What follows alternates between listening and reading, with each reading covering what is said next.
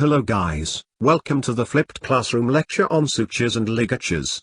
In this video lecture, you will be introduced to the materials commonly used for making sutures and ligatures. And you will witness the evolution of sutures and ligatures from early days until now. So, let's start. As usual, we will start with the briefing on the outline and scope of this topic. Basically, you will be introduced to sutures and ligatures and their ideal properties. Also, we will discuss the different types of materials used for making sutures and ligatures, including catgut, biodegradable or absorbable, and non-absorbable sutures and ligatures. We will also touch a little bit on the general method of sterilization for sutures and ligatures. As simple as we know, a suture is a fiber used to hold a wound properly in place throughout the healing process. You may not be familiar with ligatures. It is similar to suture but with a different function, where it is used to tying off blood vessels to stop bleeding without the use of a needle.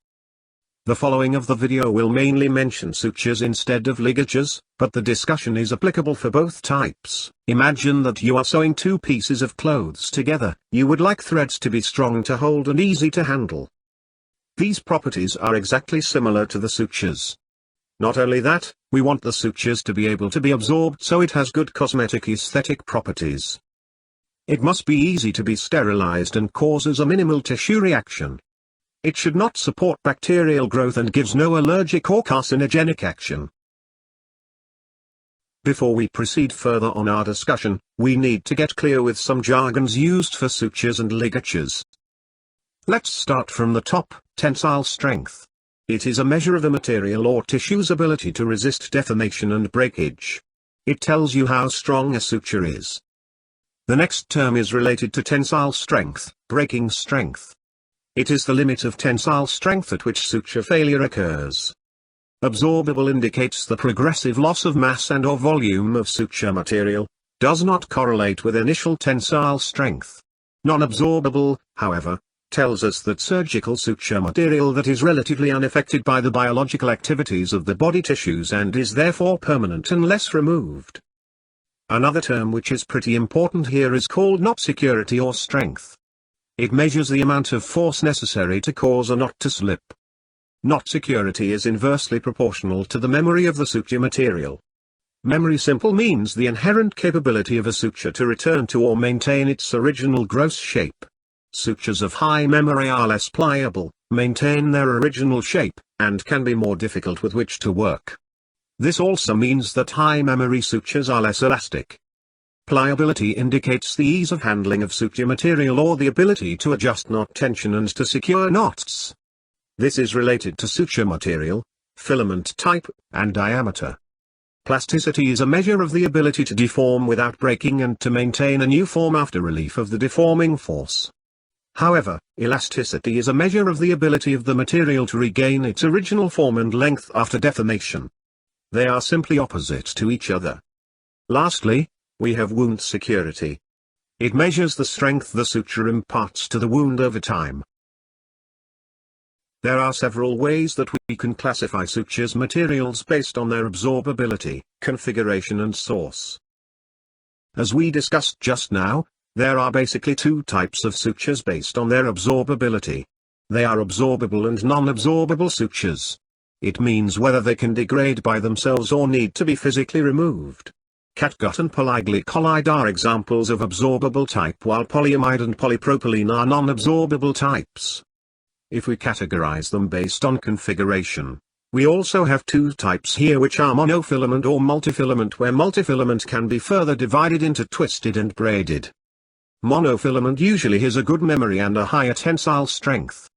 It has a poor but adequate wound security. Due to its simple configuration, it causes less tissue reaction or infection, making it suitable for use in the contaminated area of a surgery or wound. On the other hand, multifilament has a poor memory and easy to be handled.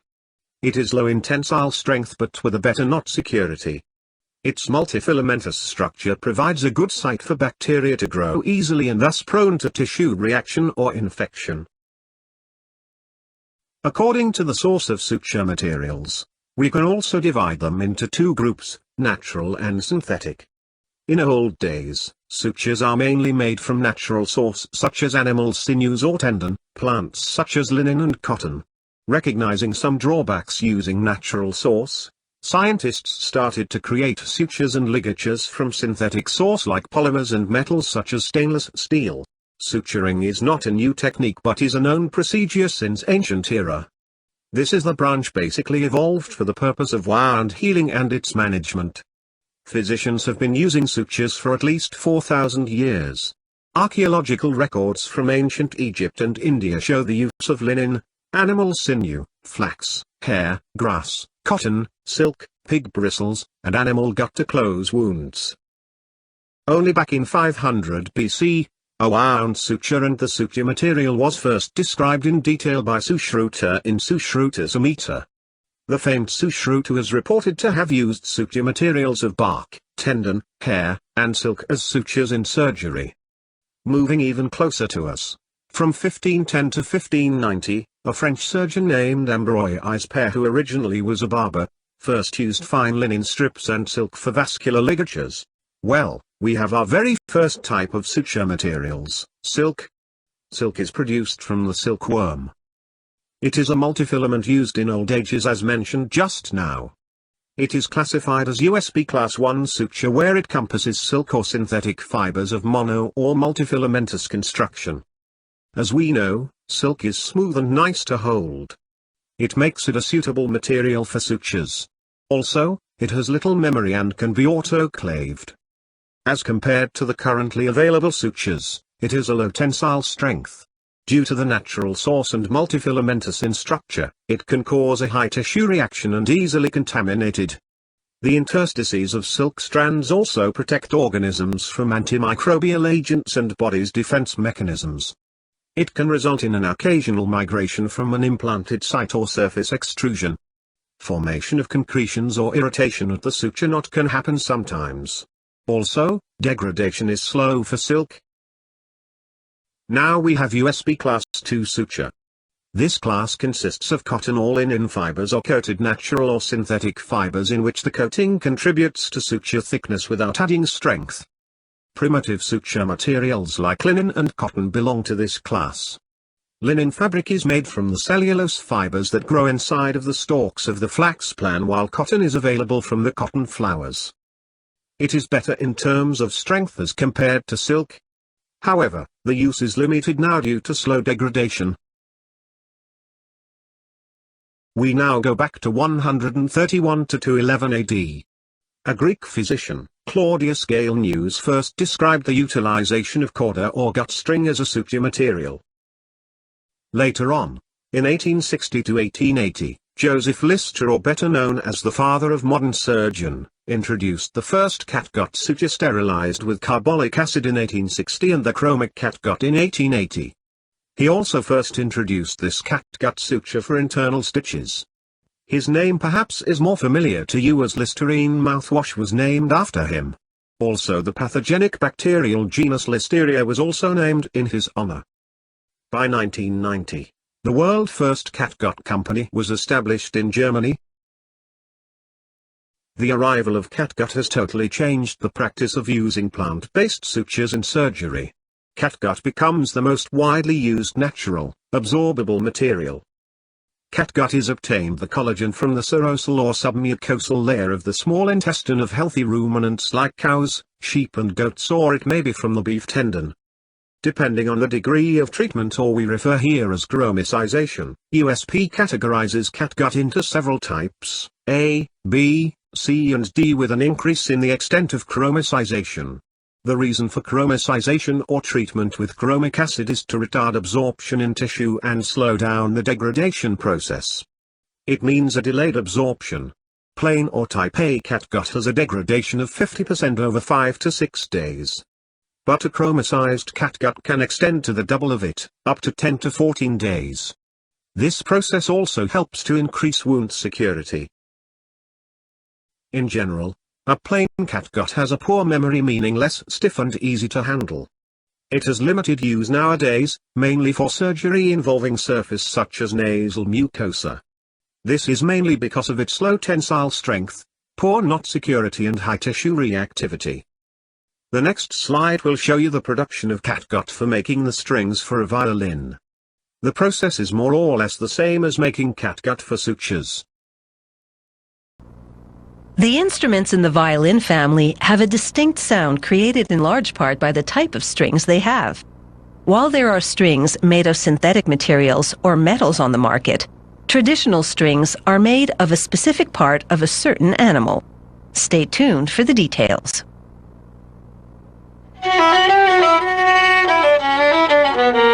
Playing an instrument in the violin family takes guts, literally. That's because the instrument's 4 strings are made of sheep intestines. The 2 thinner higher note strings are made of plain gut. The 2 thicker lower note strings have a gut core wrapped in silver wire, then silk thread wound around the extremities.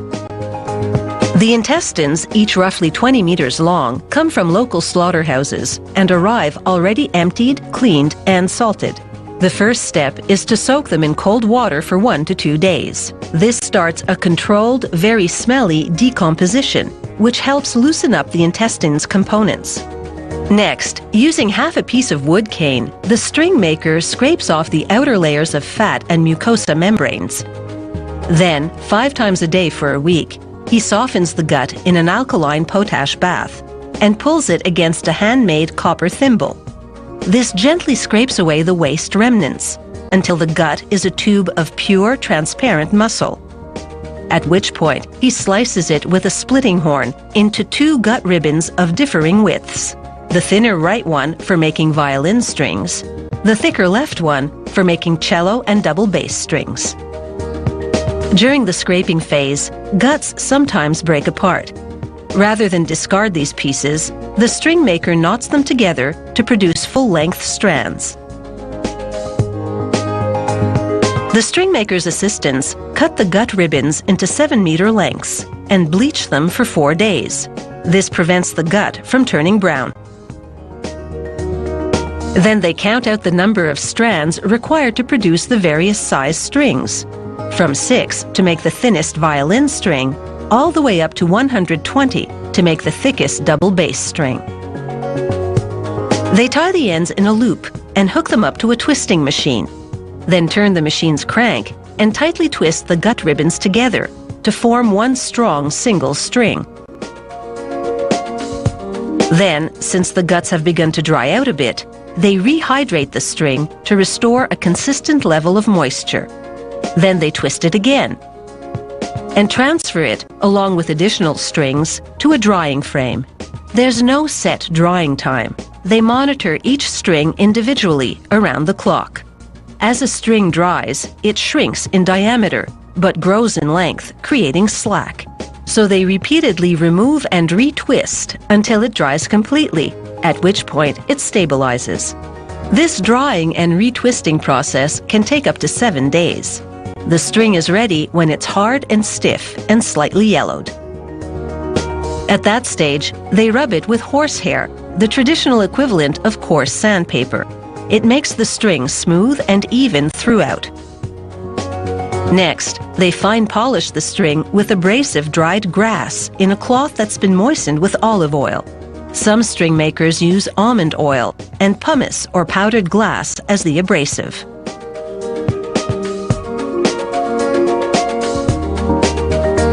They sever the strings from the drying frame and cut them to standard lengths. These strings will be for a child-size violin, so they're 100 centimeters long. To produce the correct sounds, the instrument's 2 lower note strings must be considerably thicker than the others. The problem is, this thickness in gut alone would produce a dull sound.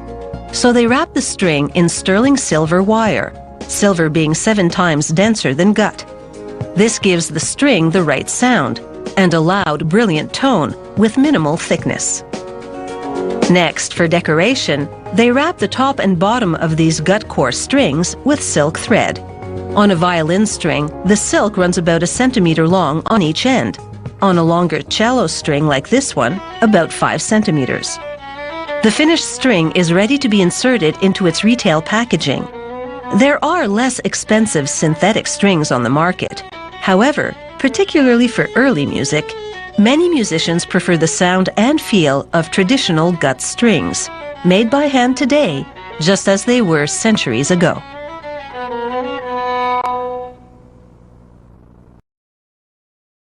Hope you have enjoyed the video. We will briefly discuss the process now together. It starts with the cleaning of intestines before splitting them into ribbons. The innermost mucosa and the outer muscularis layers are then removed to keep only the submucosal or serosal collagenous layers. Following this, we have alternative chemical treatment such as chromicization.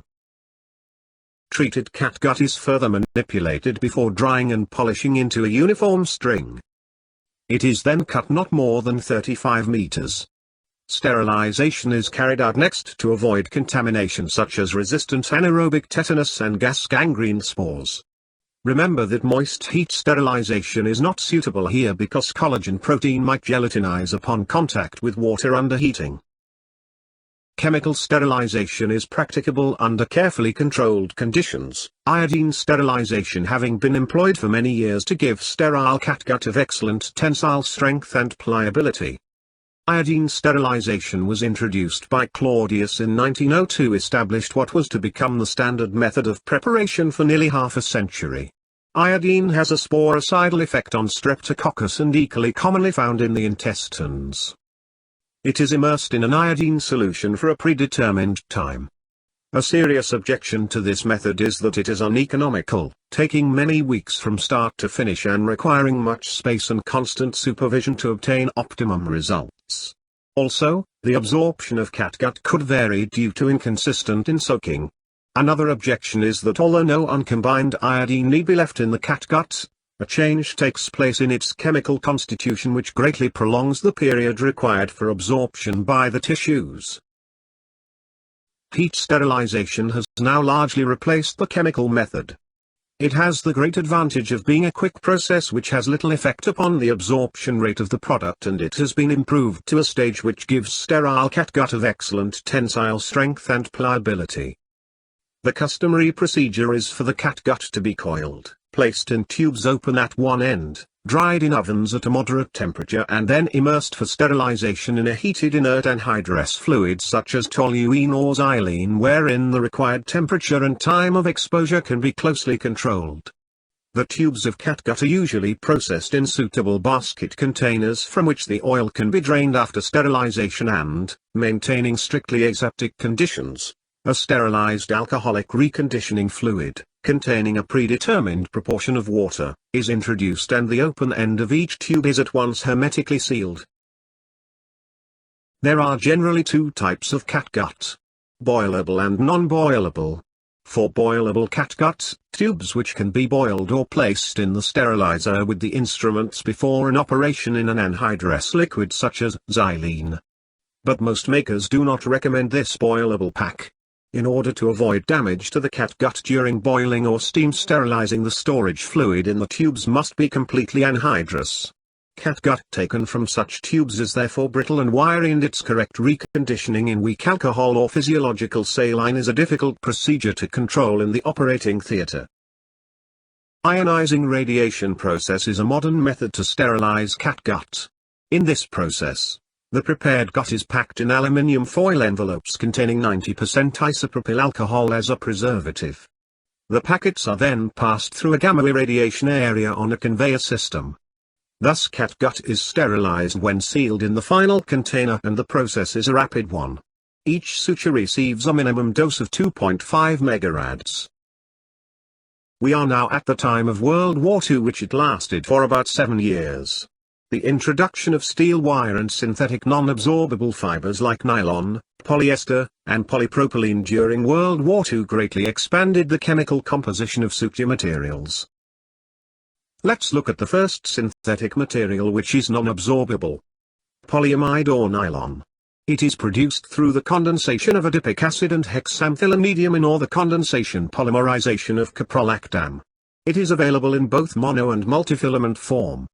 Please check the list of sutures provided to help you in learning about different types of suture materials. Gamma radiation is usually used to sterilize nylon sutures. Nylon has a very good tensile strength and can hold the wound securely. One of the specialties about nylon is that it has a good water resistance. Thus, it is suitable for internal organ surgeries. The monofilament type has a low tissue reaction and wound infection, as we discussed early on. Also, the monofilament nylon has a high memory, making it difficult to handle and tie. However, coating with silicone could help to improve the knot security. Polyester and polybutyster fibers are another types of the synthetic and non-absorbable suture. Polyester fibers are manufactured using hot melt extrusion of polyethylene terephthalate. On the other hand, polybutyster fibers is produced from the copolymerization of polybutylene terephthalate and polytramethylene ether glycol. Both of them are of a braided type. You may find the production of these fibers interesting in the next slide.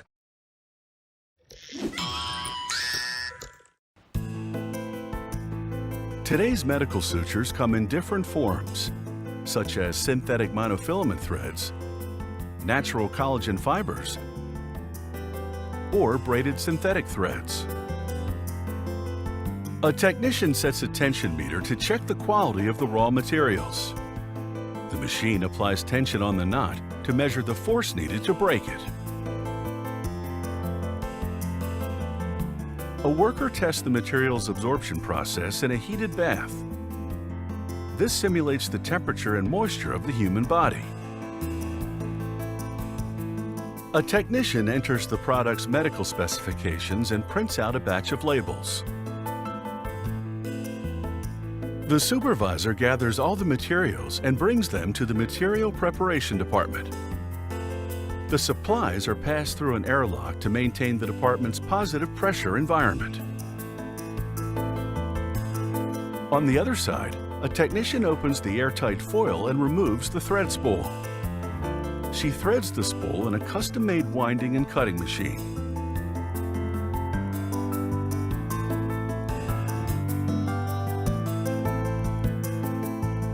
The technician sets the mechanical thread counter back to 0 and starts the winder. It can wind threads that are up to 100 inches. The counter tracks the number of windings as the machine unspools the thread. The machine stops automatically once the winding is complete. The technician applies medical-grade glue to stiffen the ends of the braided threads before cutting them. She places a guide to hold the threads in place while she cuts them along the glue line.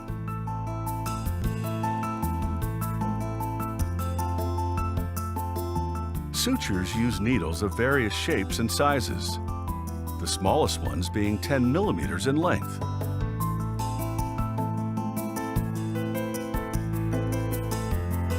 On the main production floor, dozens of workers attach needles to the threads. They make sure the attachment meets the suture's requirements. The operator inserts the glue-hardened end of the thread into the back of the needle and crimps it tight with a mechanical swaging machine. Then she hooks the needle into a pull tester to check the strength of each attachment. Finally, workers wind the assembled sutures into folded holding cards, tucking the needles in for protection.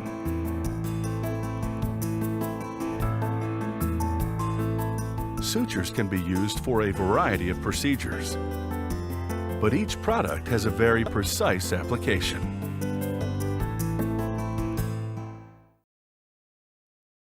In general, these two types of fibers or sutures can maintain a high tensile strength even in contact with water or body fluids.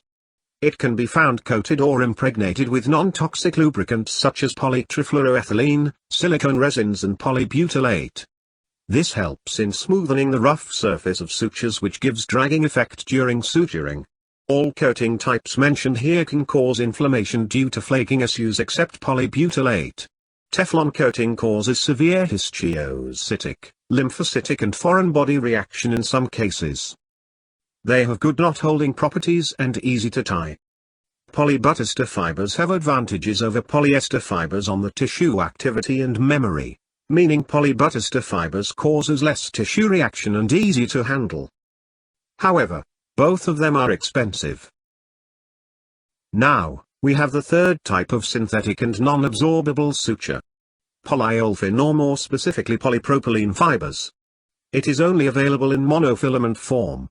Ethylene oxide is typically used to sterilize polypropylene fibers. Due to this reason, it has all the benefits owned by monofilament sutures. I would like to highlight here is that polypropylene fibers are very smooth.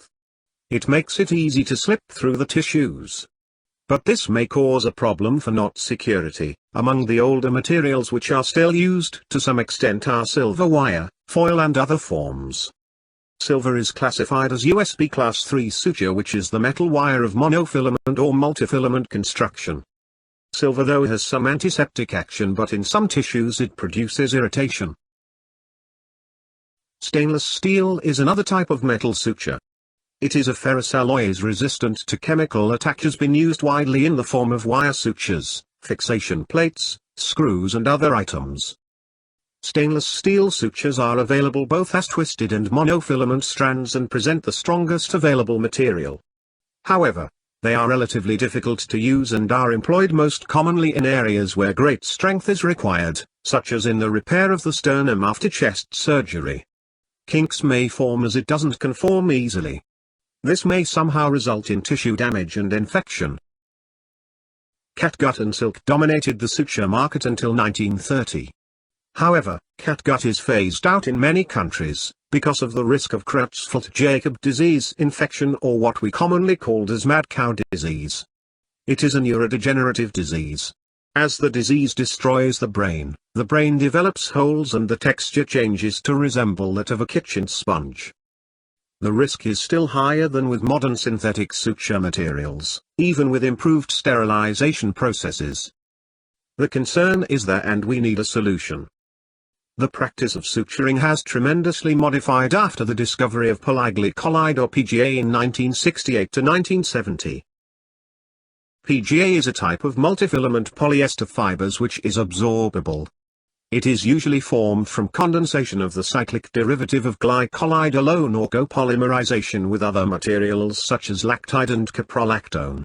A newer type of monofilament polyester fibers is polydioxanone fiber. When we mention about PGA, Dexon will straight come to our mind as the first brand produced using this material. PGA sutures have a high tensile strength and low tissue toxicity despite a multifilament configuration. The degradation is by hydrolysis, unlike catgut, which is through proteolytic reaction. It has a poor memory, which means easy to handle. Because of poor memory, the knot security may not be good. It can also be coated to improve its handling further. Polydioxanone fibers have similar properties as PGA, like better tensile strength and low tissue toxicity. But due to its monofilament structure, it has a high memory and thus results in poor knot security. Research on the suture materials is still ongoing and scientists are discovering different types of better suture materials. One of the most promising biomaterials that can accelerate wound healing is the natural polysaccharide known as chitin. It can be found commonly in the shell of seafood. In some recent work, antimicrobial activity was imparted to weaved polyester fiber-based sutures by a coating containing the antimicrobial agent fraziladon or silver. Well, this slide summarizes the different type of suture materials that we have just discussed. We have a little more sharing on the suture selection. As a future pharmacist, you would need not know how to select suture in details. The dispensing or supply of sutures is still under the care of pharmacists. Basically, 5 main points here. Anatomic location, wound healing, cleanness, suture size, and suture removal. From anatomic aspect, monofilament sutures are perfectly acceptable for most dermatologic surgery on areas not around orifices and eyelids. However, their memory and rigidity can be a nuisance around eyelids and orifices and areas where the pressure is placed on the ends of the suture. The cleanliness here refers to the lack of infection. Monofilament sutures are better tolerated in a contaminated wound than braided sutures. One should note that suture size is dependent on a specific diameter to produce a sufficient tensile strength. Therefore, the diameters of suture for the same size suture will vary. In general, the smaller sutures are used for cosmetic areas and on the face where the tissue is under the least amount of tension. The bigger sutures are used on the torso of the body where the wound is under greater stress. The very strong sutures are used in special circumstances, such as the approximation of Galen scalp reduction. The especially fine sutures are used for cosmetic procedures performed around eyelids such as blepharoplasties and skin grafts. We will talk later about the size of sutures. Generally, the least amount of time the suture is left in place, the better the cosmetic result. This is also related to the tightness of the suture. Wound edges should be lightly kissed in an everted manner for best tissue approximation. Tying the suture too tight can inhibit this process. Face sutures usually are removed in 3 to 5 days. On the neck and other areas under more tension, the sutures are removed 5 to 7 days. On the torso, specifically, the back and areas affected by a great deal of motion, the suture is often left in place for 2 weeks or more. The type of wound closure can also affect the time of suture removal. In next slide, I will share with you the wound healing process.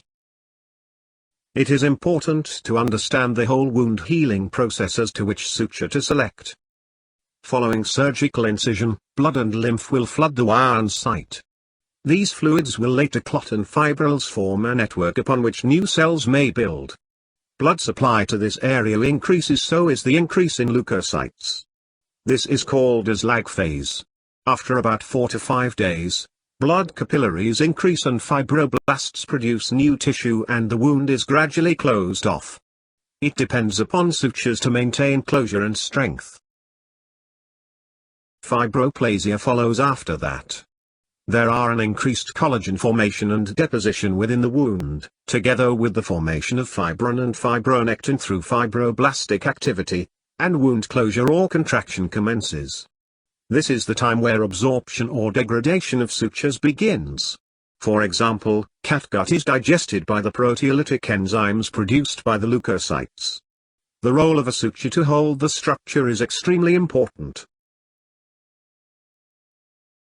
Skin approximation usually is complete when maturation begins. This will be the last phase of the wound healing process. Connective tissue remodeling and molding are happening. If collagen production continues into the 6th week, then the use of the newer absorbable sutures which maintain tensile strength for close to that period of time should provide improved results. Reorganization and maturation of collagen fibers together with the deposition of fibrous connective tissue may result in scar formation. Healing happens from 4 to 6 weeks and then the wound remolds for approximately 18 months. Size of suture was just now mentioned as an important aspect to select suture. There are generally 2 types of classification according to USP and DP. For USP classification, basically, suture diameters are measured in zeros. The more zeros, the finer the thread. For example, 8/0 actually indicates 8 zeros. It is the finest for natural absorbable sutures.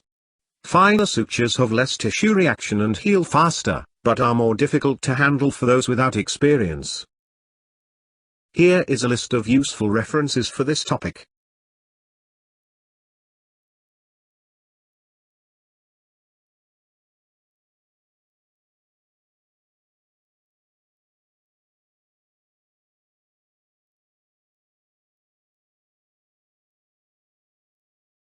Well, thank you for your attention.